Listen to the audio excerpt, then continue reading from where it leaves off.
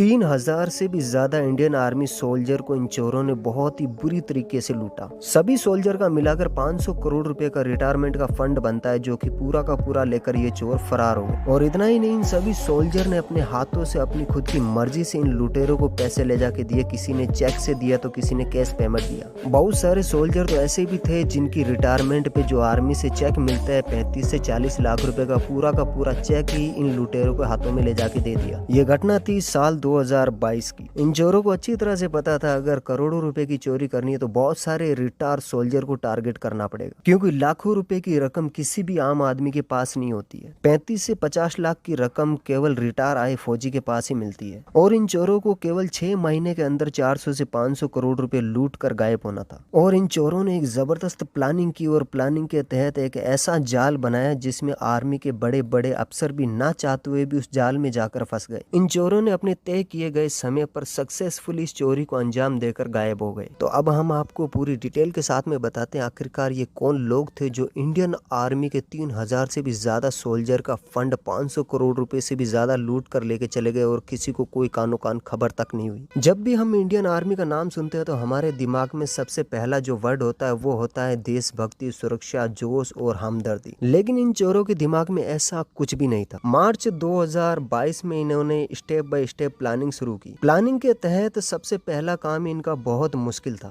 इनमें इनको ये पता लगाना था कि हाल ही में 3-4 महीनों में कितने सोल्जर रिटायर हुए हैं और वो कौन कौन सी रेजिमेंट से हैं, क्योंकि इनको पता था जो भी सोल्जर रिटायर आता है वो बहुत ही जल्दी अपनी रिटायरमेंट का फंड कहीं पे भी खत्म नहीं करता। और बड़े आश्चर्य की बात तो यह है कि इन्होंने सभी सोल्जर के व्हाट्सएप नंबर भी कहीं ना कहीं से खोज लिए थे। अब इन चोरों ने एक ऐसा माहौल क्रिएट किया था जिसमें किसी के भी मन में ऐसा कोई सवाल जवाब नहीं, 1% भी डाउट नहीं होता था कि हम किसी बड़े स्कैम में फंसने वाले हैं। इस भरोसे को बनाने के लिए इन लुटेरों ने बहुत ही बारीक जानकारी इकट्ठी की, जो कि लगभग नामुमकिन सा काम है। इन चोरों ने एग्जैक्ट ये पता लगाया कि कौन कौन फौजी आपस में एक दूसरे के फ्रेंड है, ताकि किसी एक को टारगेट करने पर वो खुद इस बात को अपने दोस्तों तक पहुंचा सके। और उनकी प्लानिंग के तहत एग्जैक्ट हुआ भी कुछ ऐसा ही। ये चोर आर्मी की सारी इंफॉर्मेशन कहां से लाए, कैसे लाए, किसी को कुछ पता नहीं। अब इन चोरों ने सभी फौजियों की एक लिस्ट बनाकर तैयार की, जिसमें कौन किसका फ्रेंड है, फ्रेंड सर्कल के हिसाब से अलग अलग ग्रुप में डिवाइड कर दिया। फिर इन्होंने सभी फ्रेंड सर्कल में से एक एक फौजी को टारगेट किया। फिर इन चोरों ने एक फर्जी बैंक खोली और बैंक के नाम से सिलेक्ट किए गए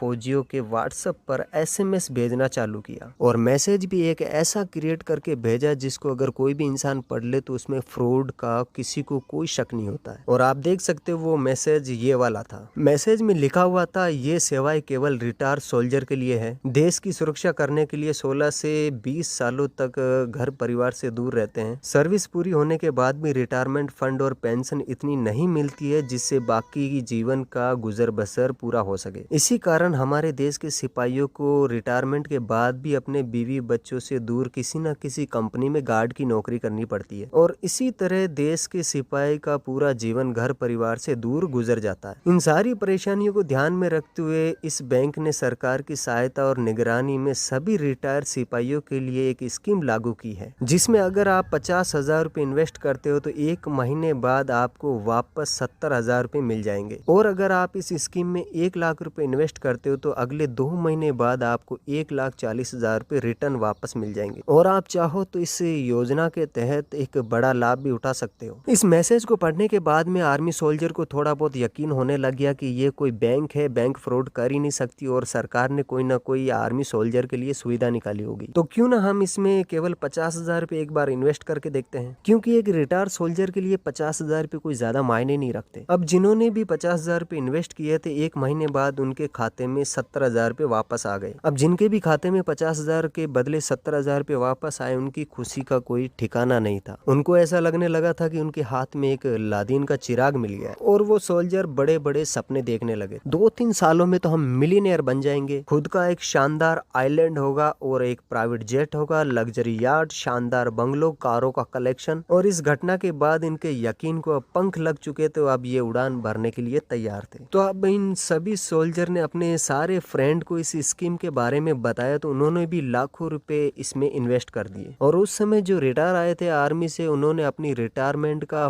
फंड जो मिलता है आर्मी से चेक, वो पूरा का पूरा चेक ही 35 से 40 लाख रुपए का इन चोरों के हाथों में लाके दे देते हैं डबल करने के चक्कर में। फिर इन लुटेरों ने जो समय बताया था वो समय गुजर जाने के बाद सिपाहियों ने कॉल किया तो फोन बंद था। 2-3 दिन परेशान होने के बाद पता लगाने की कोशिश की तो पता चला कि इस नाम से कोई बैंक था ही नहीं। मेरे भी 2-3 रिश्तेदार हैं जिन्होंने इस स्कैम में बढ़ चढ़कर हिस्सा लिया। मैं जब उनसे मिलने गया तो उन्होंने ये सारी घटना मुझे बताई। उनके साथ भी बड़ा फ्रॉड हुआ और उनकी हालत देखने लायक थी। 3 दिनों से उनकी बुखार नहीं उतर रही थी और बैठे बैठे कांप रहे थे। और उनका ये पागलपन देखकर मेरी हंसी नहीं रुक रही थी, क्योंकि जब मैंने उनको इस स्कैम में फंसने से रोकने की कोशिश की तो उल्टा मुझे ही देशभक्ति का पाठ पढ़ाने लगे। कहने लगे कि हम देश की सुरक्षा के लिए अपनी जान की बाजी लगा देते हैं और हम असली देशभक्त है, इसलिए सरकार हमारे लिए ऐसी योजना निकालती रहती है। इन्हीं बातों के हिसाब से वो चोर भी जानते थे कि सारे के सारे सोल्जर अपनी अपनी सर्विस जब पूरी कर लेते हैं तो उनका माइंड सेट ऐसा बन जाता है कि बिल्कुल डफर के जैसे, जो इंसान उनको ऑपरेट जैसे करना चाहे वैसे ऑपरेट हो जाते हैं। और इसी सोच को लेकर इन चोरों ने केवल रिटायर आर्मी सोल्जर को टारगेट किया और सक्सेसफुली इस मिशन को पूरा किया और निकल गए। आज तक इनका कोई पता नहीं चला। और बहुत सारे सोल्जर ने पुलिस कंप्लेन करने की भी कोशिश की थी, लेकिन वहां पे कोई फायदा नहीं हुआ। पुलिस वाले इनसे पहले ही जलते हैं तो इनकी कोई सुनवाई नहीं करते।